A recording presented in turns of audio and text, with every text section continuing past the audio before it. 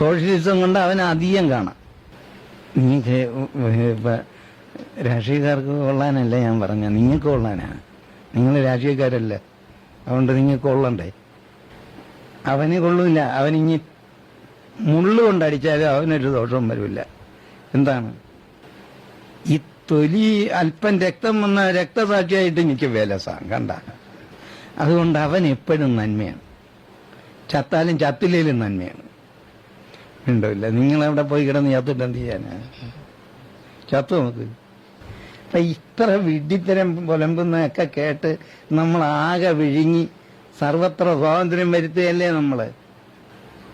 ഈ സർവതന്ത്ര സ്വാതന്ത്ര്യം കൊണ്ട് ഈ തന്ത്രത്തിൽ വീണ് മന്ത്രമുക്തിയില്ല, തന്ത്രമുക്തിയില്ല, ഒരു മുക്തിയില്ലാതെ വീണ് ചത്തഴുകയല്ലാതെ ഇതിനെന്താണ് വേഷം?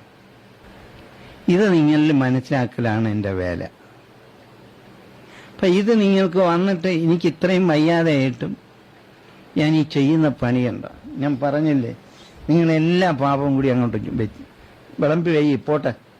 ആരെടുത്ത് ഇത് നിങ്ങളോട് പറയാണ് അവിടെ പോയി അങ്ങനെ ജീവിച്ചോണം, ഇങ്ങനെ ജീവിച്ചോണം, ബ്രഹ്മചര്യം നോക്കിയോണം, അല്ലെങ്കിൽ എന്ന് പറഞ്ഞാൽ അങ്ങനെയൊന്നും ഞാൻ പറയാറില്ല.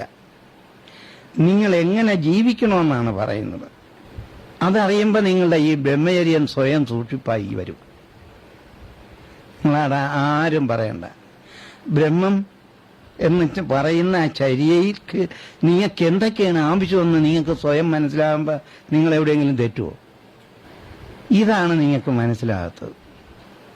ഈ ബ്രഹ്മചര്യം ഇതാണ്. ഇവിടെ ഒരു സംശയം.